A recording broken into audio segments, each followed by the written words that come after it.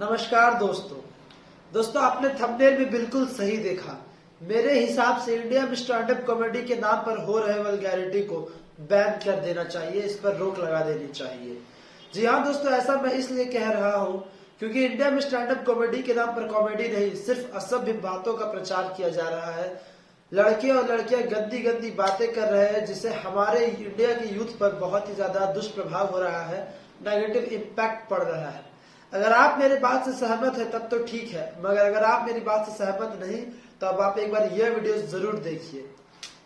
Dick से याद आया मेरे को, वो ना उसे पता चल गया कि 1.5 साल में मैंने ना थोड़ा बहुत फिगर आउट कर लिया किस पे लड़ाई हो रही है किस पे नहीं हो रही है। तो वो ना खुद अपॉर्चुनिटीज क्रिएट करती है कि कैसे इसकी माँ चोट सकती हूँ। तो ना दोस्तों, इस लड़के का नाम मधुर है।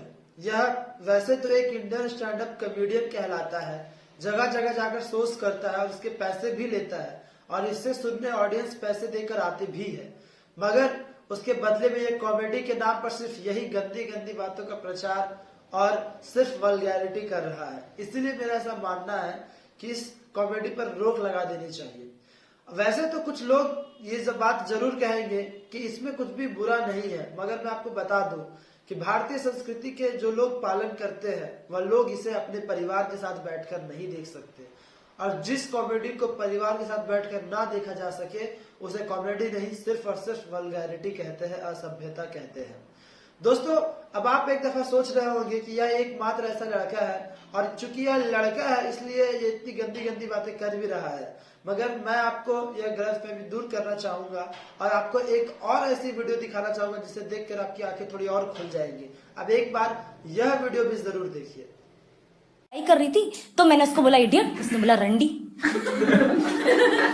मैंने कहा रंडी, विच बेसिकली ट्रांसलेट्स इनटू कि मेरा सेक्स गेम बहुत तगड़ा है। तो ये कैसा इंसल्ट है जो हल्का हल्का कॉम्प्लीमेंट जैसा फील आ रहा है।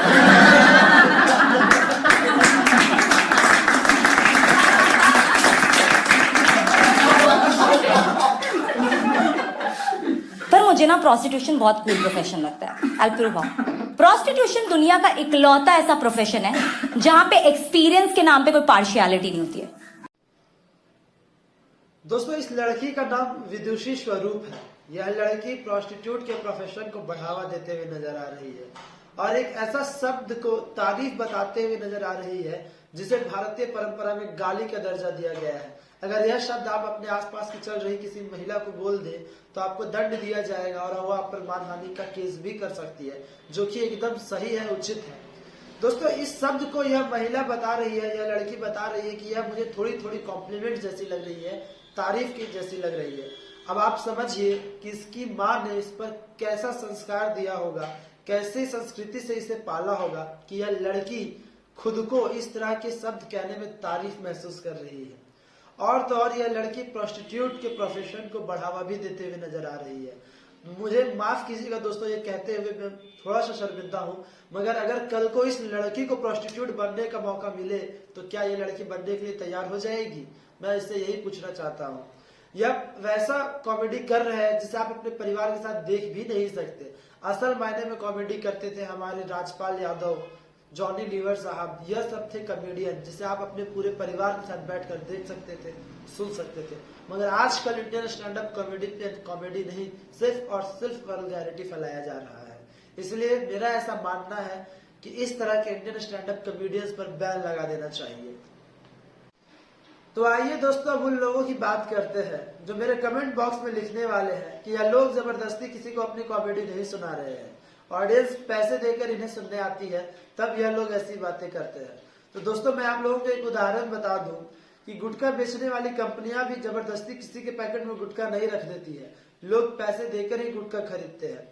मगर हाल ही में जब अक्षय कुमार, अजय देवगन और शाहरुख खान विमल पान मसाला का ऐड कर रहे थे, प्रचार कर रहे थे, तब उनका जमकर विरोध किया गया और वो जायज भी था। मगर इसका मतलब यह नहीं है कि कल को यह तीनों एक्टर खड़े होकर बोले कि हमने प्रचार किया है, जिसे लेना है वह ले, जिसे ना लेना हो वह ना ले। ऐसा वो नहीं कह सकते। हम उनका विरोध इसलिए कर रहे हैं क्योंकि वह प्रचार करके जो गुटखा लेने के आदि नहीं है उन्हें भी वह गुटखा दे देंगे और उन पर भी यह गलत लत लगा देंगे। ठीक उसी तरह स्टैंड अप कॉमेडी जो यूट्यूब पर अपनी वीडियोस डाल देते हैं तो वह बच्चे जो कि टीन एज में है, जो कि नेगेटिव तरफ ज्यादा अट्रैक्ट होते हैं, वह भी यह सब चीज सुनेंगे और उन्हें भी इन सब चीजों का आदत पड़ जाएगी। इसलिए इन्हें बैन करना बहुत ही ज्यादा जरूरी है। तो मेरे ख्याल से यह उन लोगों को जवाब मिल जाएगा जो मेरे कमेंट बॉक्स में इस तरह की बातें लिखने वाले हैं। दोस्तों, यह सब देखने के बाद मुझे ऐसा लगता है कि इंडियन का स्टैंड अप कम्युनिटी देखने से कहीं ज्यादा बेहतर है कि आप ओपन माइक पोइट्री देख लीजिए। ज्यादातर वह प्लेटफॉर्म जो इंडियन स्टैंड अप कम्युनिटी को ऑर्गेनाइज करती है, वही प्लेटफॉर्म ओपन माइक पोइट्री भी ऑर्गेनाइज करती है। मगर आप किसी भी पोइट्री में इस तरह की असभ्यता नहीं देखिएगा। मैं आपको बता दूं कि एक बहुत ही बड़े कवि है कुमार विश्वास, उन्होंने विदुषी स्वरूप के इस वीडियो पर टिप्पणी भी करी थी।